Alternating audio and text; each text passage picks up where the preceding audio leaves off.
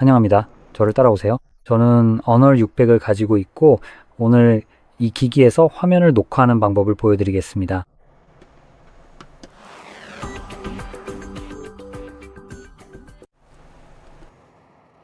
먼저 시작하려면 화면 오른쪽 상단에서 아래로 스와이프 하세요. 이렇게 하면은 토글 메뉴가 내려오고 만약 왼쪽에서 아래로 스와이프하면 알림창이 내려오니 반드시 올바른 쪽에서 스와이프 해야 합니다.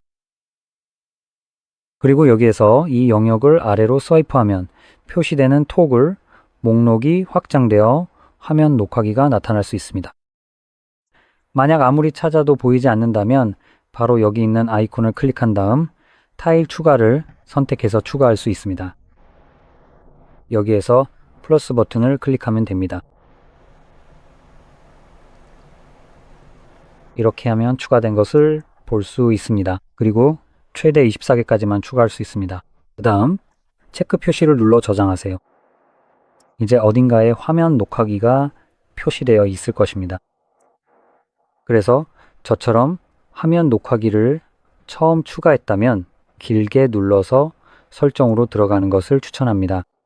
여기에서 첫 번째로 녹음될 오디오를 변경할 수 있습니다. 시스템 마이크 둘 다 또는 없음 중에서 선택할 수 있습니다.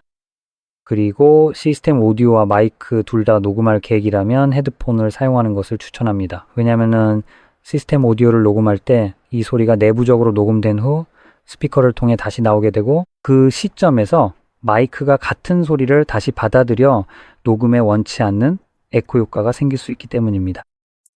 다음으로 터치 표시 기능이 있는데 이 기능을 켜면 화면을 누르는 위치에 반투명한 회색점이 기록됩니다. 그리고 또한 비디오 화질 설정이 있는데 기본 값은 사실 중간으로 되어 있으니 바로 고화질로 변경해 주세요.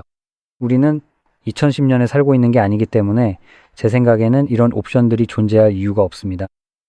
다음으로는 퓨어 모드가 있습니다. 이 기능은 기본적으로 상태 표시줄 같은 여러 요소들을 녹화해서 제거해서 아무것도 보이지 않게 해줍니다. 예를 들면 상태 표시줄이나 기타 몇 가지 요소들입니다. 어쨌든 모든 설정이 끝나면 이 창을 그냥 닫으시면 됩니다. 토글을 다시 한번 찾아서 이번에는 그냥 간단히 탭하세요. 처음 사용할 때는요, 오디오나 기타 몇 가지 항목에 접근 권한을 허용하라는 팝업이 뜰 겁니다. 예를 들어 녹화 중에만 허용을 선택하시면 됩니다. 이제 대부분의 애플리케이션을 녹화할 수 있습니다. 여기서부터는요, 예를 들어 무언가를 열어볼 수도 있습니다. 그리고 다 끝나면 여기 있는 이 부분을 눌러서 사각형 버튼을 클릭해 녹화를 중지하세요. 이렇게 하면 사용하려는 애플리케이션에 따라 사진이나 갤러리에 저장됩니다. 사실상 파일은 휴대폰에 저장되고 이건 단지 볼 수 있는 방법일 뿐입니다. 저는 갤러리 앱을 더 선호해서 이걸 사용할 거예요. 포토 앱보다 갤러리 앱이 더 좋거든요.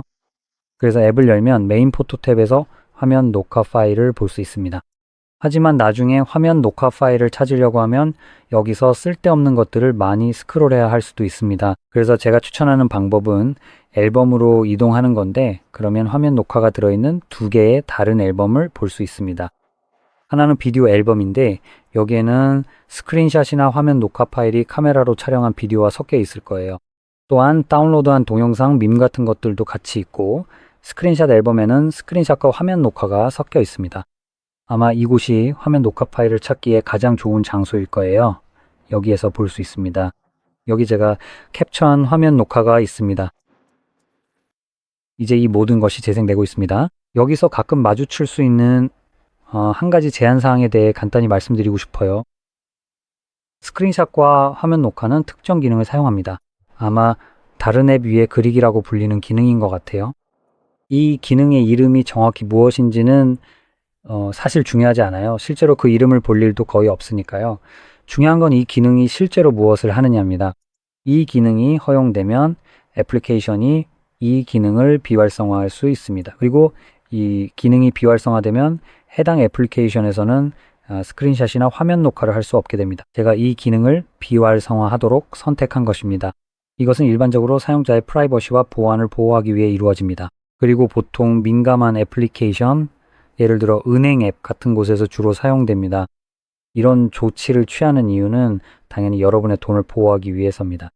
만약 여러분이 휴대폰에 바이러스나 악성 코드, 스파이웨어 같은 것이 있어서 스크린샷이나 화면 녹화를 통해 은행 앱에 로그인할 때 사용하는 핀이나 비밀번호 정보를 얻으려고 한다고 상상해 보세요. 이런 상황이 해당 애플리케이션의 보안에 얼마나 치명적일지 쉽게 알 수 있습니다. 그래서 이런 기능을 차단하는 것입니다. 하지만 이런 기능은 여러분이 원래 캡처하려던 내용을 다른 방식으로 얻을 수 있는 옵션도 제공합니다. 보통은 결제 확인 화면을 캡처하려는 경우가 많죠. 그래서 대신 PDF 파일을 다운로드 할 수 있습니다. 실제로 은행에서는 이런 옵션을 제공하죠.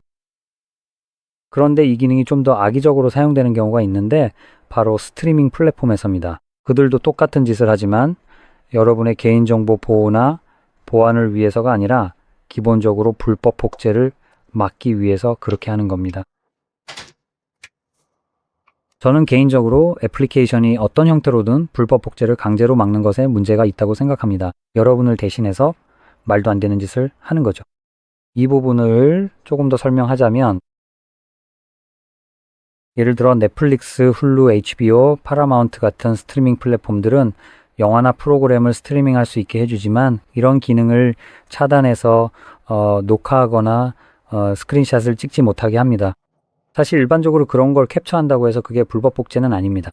그들은 기본적으로 혹시라도 여러분이 공유하고 싶어 할 경우를 대비해서 그렇게 못하게 막는 것 뿐입니다.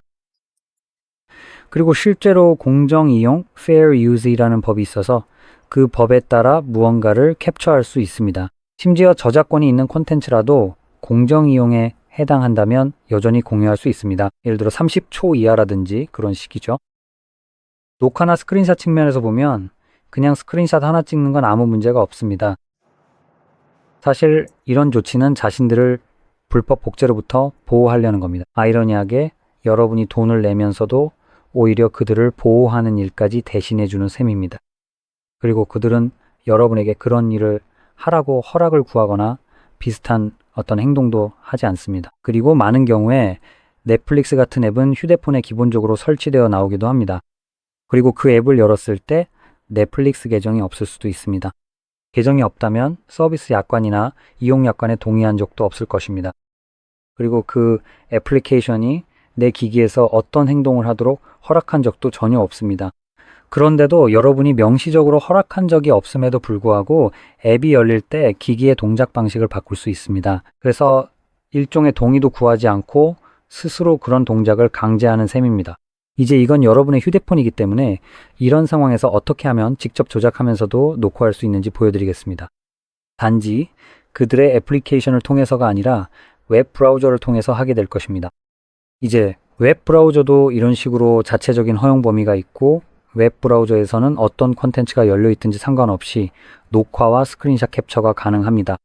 예를 들어 크롬 같은 브라우저를 찾아보면 됩니다. 자, 이렇게요. 그리고 지금 여기서 보여드릴 것은 이런 사이트들을 전반적으로 찾기 위해 검색하는 방법입니다. 그러니까 이렇습니다. 어디로 가서 이 콘텐츠를 볼 수 있는지 정확하게 보여드리지는 않을 거고 대신 이런 콘텐츠를 볼 수 있는 웹사이트를 찾는 방법을 알려드릴 겁니다.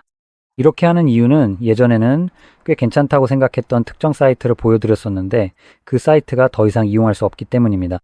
그리고 그때 녹화했던 영상도 이제는 더 이상 쓸모가 없습니다. 그래서 이제는 이런 웹사이트를 찾는 방법을 알려드릴 거예요. 한 사이트가 없어지더라도 다른 사이트를 찾을 수 있게 되는 거죠. 검색에서는 넷플릭스나 다른 스트리밍 플랫폼의 무료 대안 같은 키워드로 검색하면 됩니다. 제가 여기서 사용하는 예시는 pstream.mov alternatives입니다. 이렇게 하면 됩니다. 이제 시작해 볼게요. 이 목적을 위해서는 사실 의외일 수도 있지만 구글 검색을 사용하는 걸 추천합니다. 그 이유는 검색 엔진마다 결과가 다르게 나올 수 있기 때문이에요. 그래서 여기서 우리가 검색한 내용이 실제로 원하는 결과를 보여준다는 걸 알 수 있습니다. 그리고 주로 실제로 레딧이 가장 많이 나오고 AI 오법류도 어느 정도 유용하긴 한데 좀 쓸데없는 정보도 섞여 있긴 합니다. 여기 다양한 옵션들이 있습니다. 이 중 일부는 우리가 찾고자 하는 목적에는 약간 불법적인 경우도 있습니다. 예를 들어 스트리미어 같은 경우에는 아마 터렌트.io를 원할 수도 있는데 이건 토렌트이기 때문에 불법 복제와 관련이 있습니다. 그래서 이 부분에 대해서는 추천하지 않겠습니다. 반면에 다른 쪽은 특별히 그렇지 않습니다. 여러분이 단순히 친구들과 공유하기 위해 캡처하고 싶은 콘텐츠의 비용을 지불하는 것이고 이는 법적으로 전혀 문제가 되지 않습니다. 이 정도면 충분하니 클릭해 보겠습니다. 여기 보시면 이미 활용할 수 있는 몇 가지 링크가 있습니다. 그리고 이 각각의 사이트들은 기본적으로 넷플릭스, 파라마운트 등 다양한 사이트의 모든 쇼와 영화를 제공합니다. 그리고 로그인하거나 계정을 만들거나 구독료를 내는 등의 과정 없이 바로 시청할 수 있게 해줍니다. 그리고 이게 브라우저에서 실행되기 때문에 여기서 스크린샷이나 화면 녹화를 아무 문제 없이 캡처한 뒤 공유할 수 있습니다. 하지만 명심해야 할 점은 공유는 특정 시간 범위 내에서만 공정 이용에 해당된다는 것입니다. 그러니까 예를 들어 30초 이하라면 괜찮은 걸로 알고 있습니다. 이 시간을 초과해서 공유하면 이 경우에는 불법 복제로 간주될 수 있습니다. 그래서 미리 경고드리고 싶습니다. 혹시 몰라서 말씀드리는 거고 이 정보를 실제로 어떻게 활용할지는 저와는 상관없는 일입니다. 그러니 여러분은 열어서 캡처만 하면 바로 사용할 수 있습니다. 아무튼 이렇게 말씀드리면서 이 영상이 도움이 되셨다면 좋아요와 구독 부탁드리고 시청해 주셔서 감사합니다.